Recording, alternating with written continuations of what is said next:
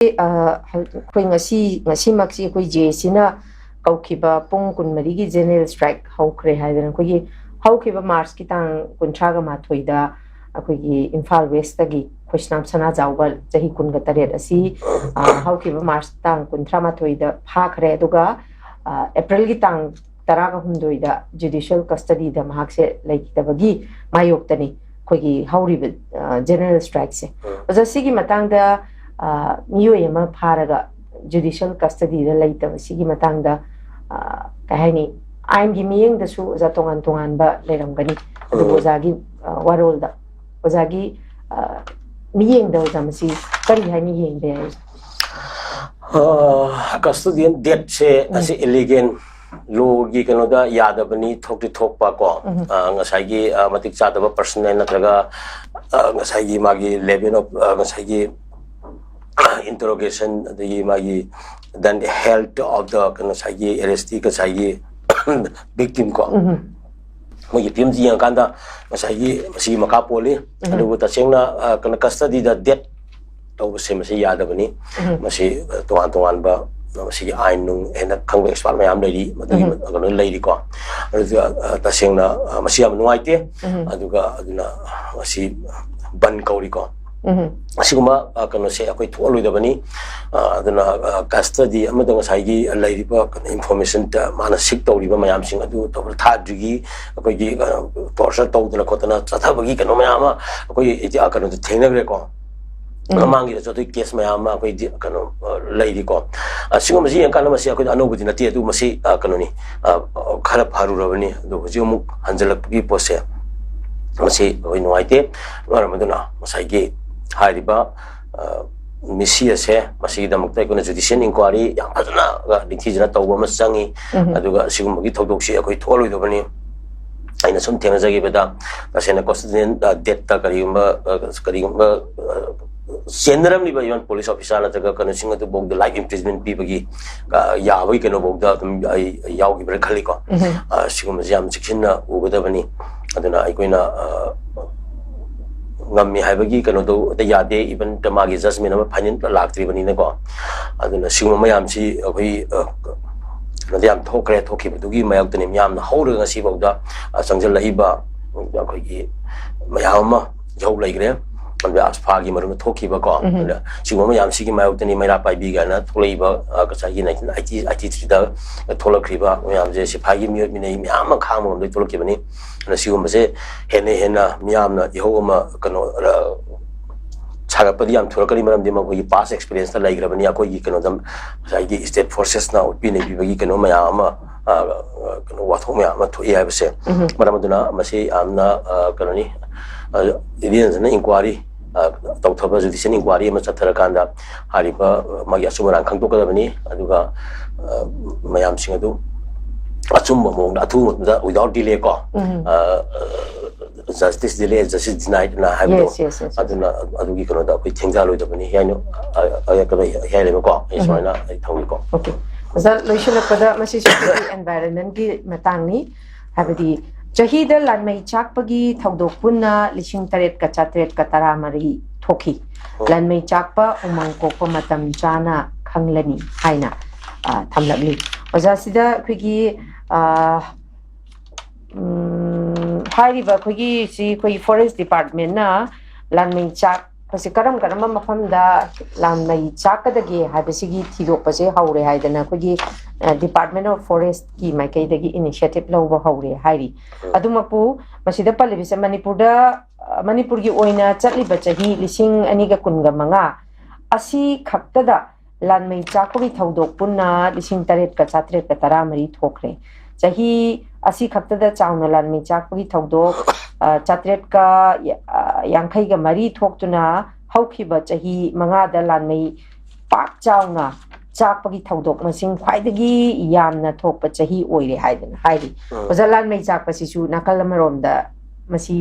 ecological balance ojalan mai chakpa sina loi manga doribani mafam aduda khogi tang duna leiramba khogi uchek oya mayam ama ko sumain tawdana oja ngasi khoi kwak phong buje ta salaktrabani sumaina ꯑꯩꯈꯣꯏꯒꯤ ꯂꯥꯟꯃꯩ ꯆꯥꯛꯄꯁꯤꯁꯨ ꯑꯩꯈꯣꯏꯅ ꯏꯔꯥꯏ ꯂꯥꯏꯅ ꯂꯧꯕ ꯌꯥꯗꯦ masisu tongan ba country da la mai chalakpa chau isu thoi bine ja ado masi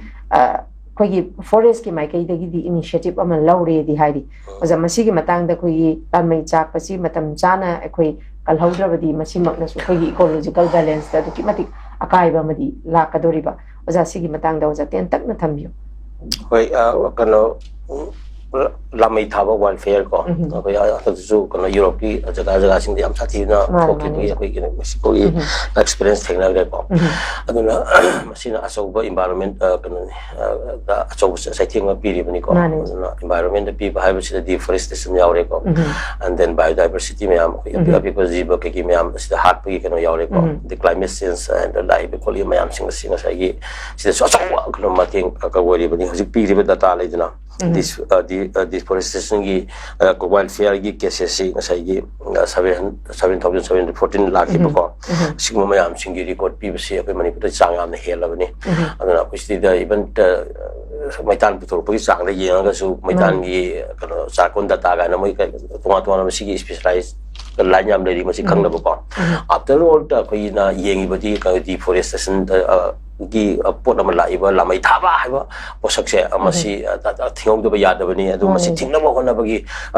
aina hapa isi di ai thingna ba hona bagi demand de kana khangna ba khangma ngamani haiba mali kana hadi khadok ngamani haiba mani ta singa di ai na hana anda kara thingani haba di haide khadok ngamani ai thingna bagi lambi de budi ama sang iko ai na masi thengda hu buduni de stage da lambi ko 90% forest area ni ga singi lamni ga hairaga sidala li deforestation se thopagi kano si la kana masiki uiba magi equipment adi magi disaster gi kano posak mayam gi ngathok sing to gi locally ba thodang sing se kitang ko gi niem bra sing da aina pamjabadi helicopter gumba ising da saira ga chaka muthapa yaba adu bagai ju adum lehaning hai bani da tasina leiba ngambra ngamdabra khangde tasina sing yamna leiba forest yamna leiba jaga dadi hojiti lamai takwa gi muthanna baje upai so ai leite haiba only police case tawba aduga even khun gi minung ga sai sok to le ragadi hondong honjing kana tawba khara natna lamai tha lamai sai har kana police report to kana phya bi gi na madu sang na bagi lambi khoi songai leite habani da ko aduna hojik se khangtok bu gi chafim chabani sai jina khoi da tagi mati ai asa wonarabani akoi mayam je hujik kanoni kalen ni matam chadana tagi nongju nongsa loi ba yam sense tawsala ni ko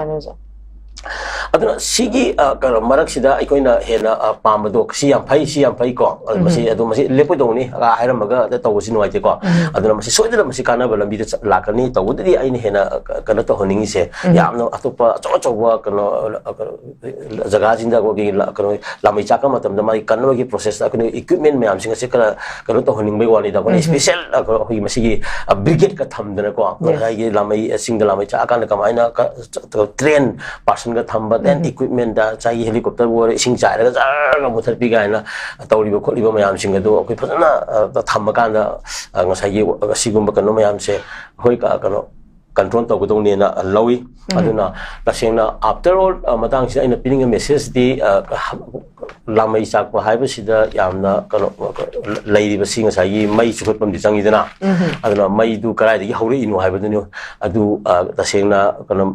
electric spark na kari gumba leidana taw the human behavior kasma ta chu on tha agana ka ba ki maru ma chatlang ba da longdraga unam da gi da taroga achwa lamai sak ki thoki ba gi wari dum leidi dana ko si yang kana mi oi bana tha bara singjan ba gi na lai talai gi thari bara singma mayam se yam identity phai to thokpa khangtokpa ko aduga yari makai masi minimize to hona ba koina haiba kano mayam singasina upang mayam singasina koida piriba kano mayam kanaba mayam singko marama sing chawa tapadagi hauraka then magi climate change adagi magi kano mayam gi environment benefit mayam mayam koida piri mayam ko ai ngasage si yang kanda lamai thabagi kano se amasi yari makai increase dagum se koida lapna yengminari bataminari mayam singsina ko